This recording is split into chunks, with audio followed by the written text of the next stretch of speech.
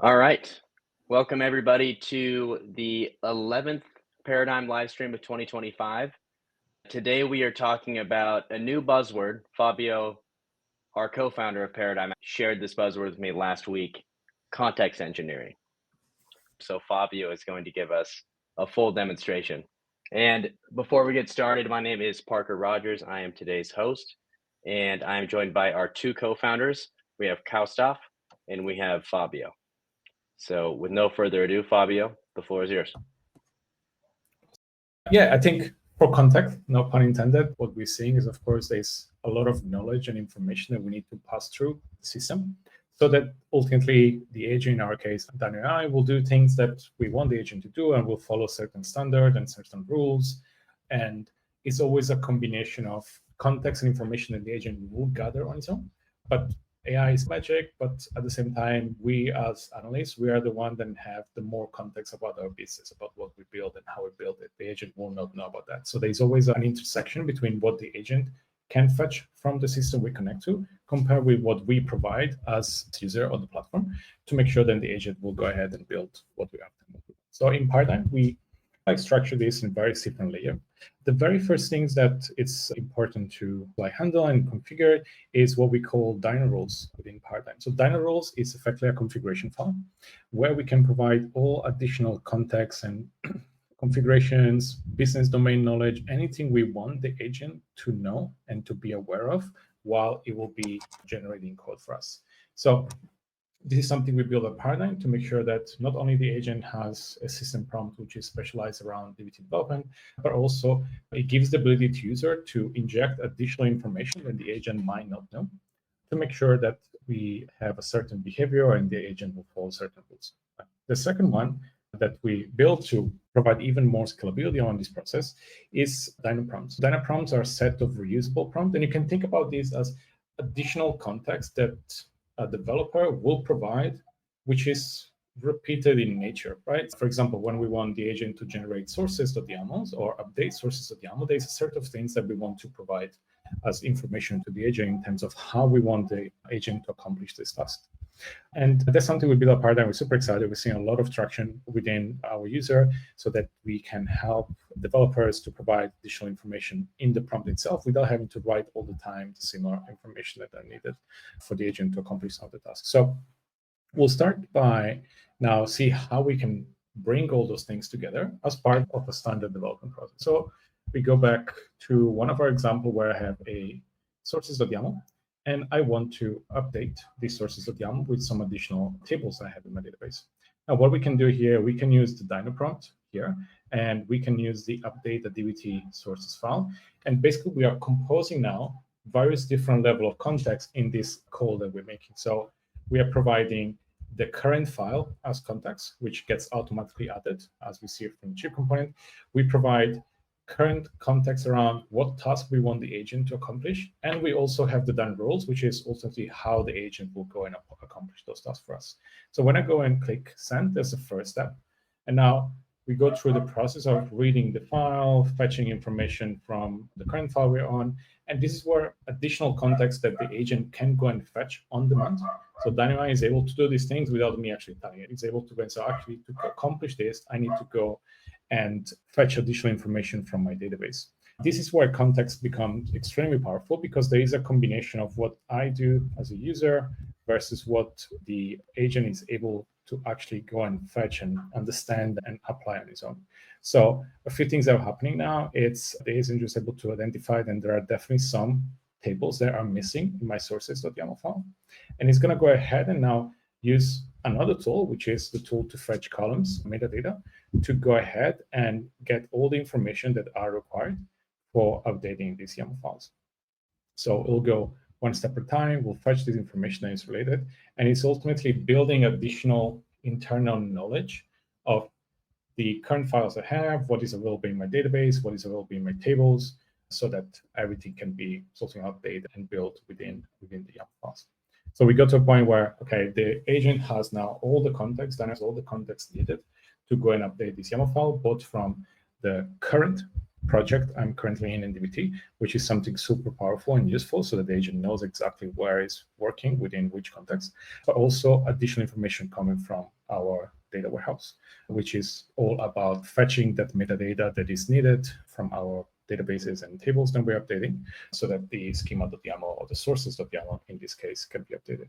As we see here in this task that the agent is accomplishing now, there is a combination of various different contexts. Right? We have context from our files and we're passing, we have context from the database for the tables and columns that we're fetching. There is context from me as a user that I enter to the dinoprompt of what I want the agent to do. And then there's our dinorules, and they're like coming together there to define what the experience should be of the agent. And now we see that with a couple of clicks, we are now updating our YAML files with column names and data types, and everything is needed to accomplish that. So this is one of the example of how multiple level of context comes together and how the DynoAI is able to handle all these different variants to accomplish the task that we need here. What we saw so far is, again, around how we can bring all these things together from a user standpoint with a couple of clicks using prompt.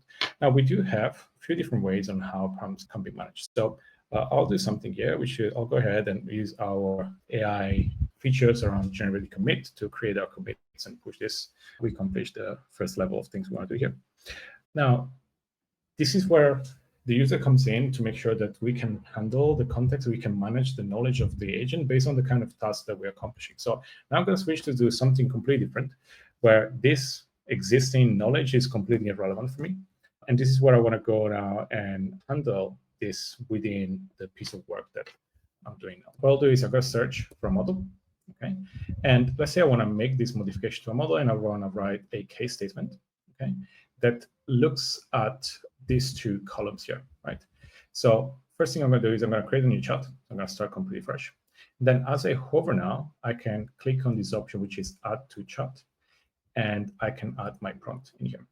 So something completely new that we launched now is that not only we can send a whole file as context, but we can be even more precise and targeted to certain line within our file. So we can provide only the context that is relevant and is needed for the agent to work here. And here, basically, I'm saying, okay, look at these two lines that I have here in these files, and can you create a case statement that handle this particular logic to understand or label that driver position based on certain categories there.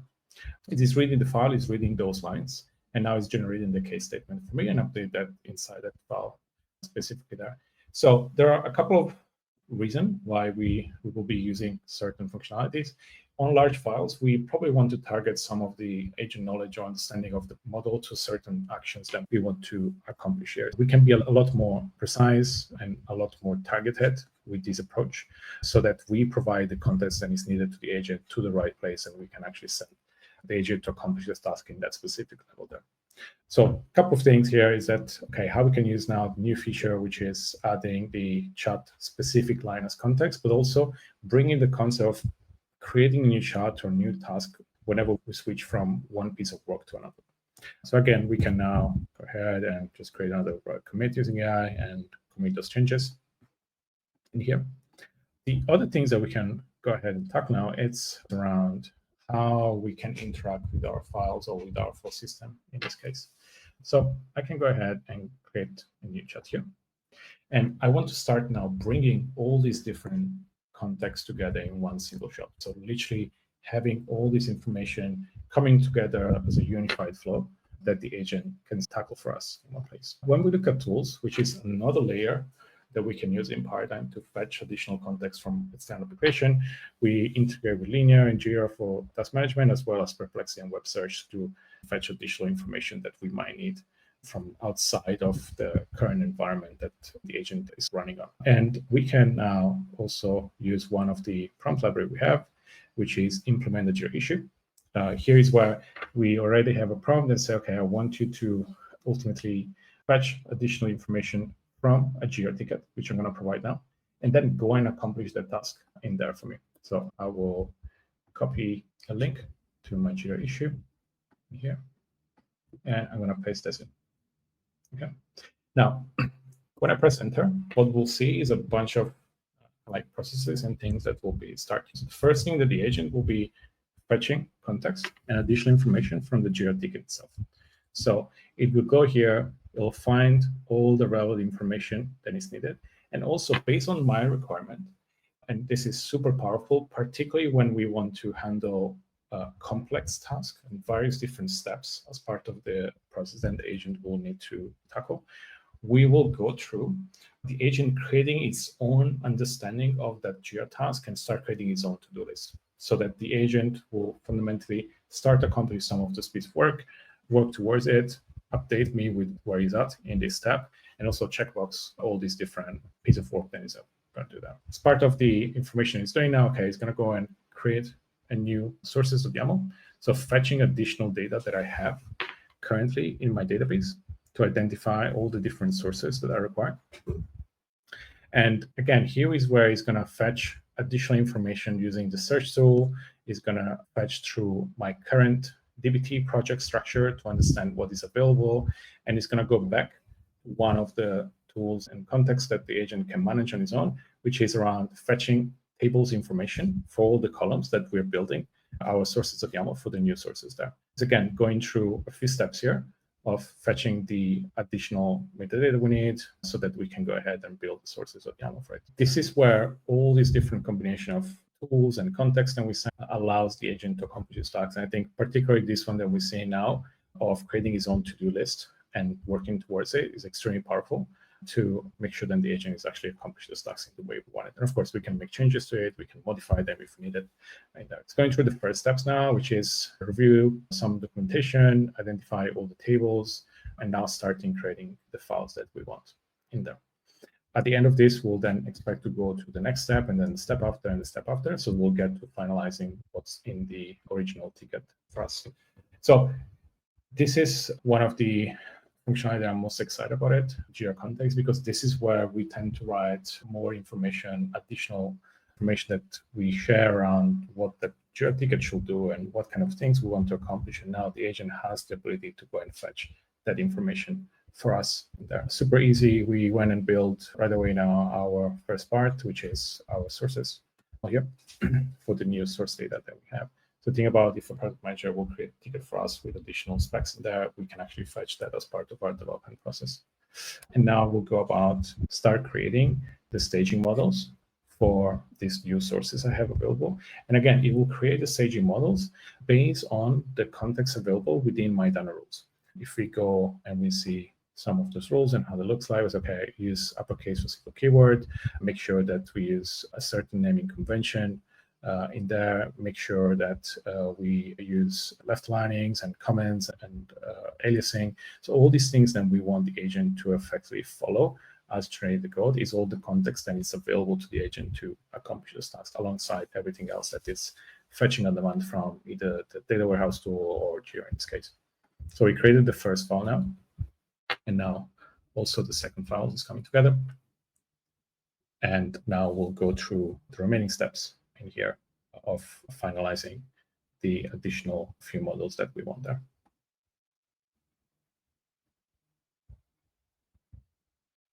So just a few more seconds to get this up and running.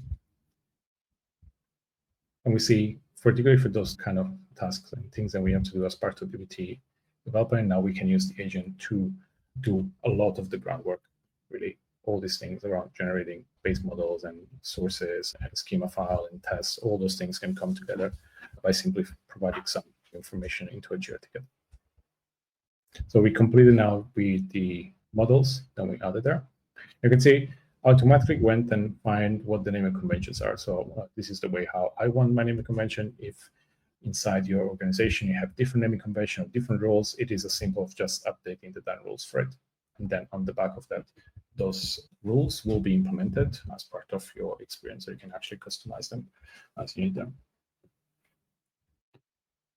So we'll go now and we expect this finalizing some of the schema.yaml that we want here. And all this is done on the fly. All the descriptions, all the basic tests that I want are there. I can go ahead and click on accept this. And again, the YAML files are created based on the naming convention I have and based on the rules.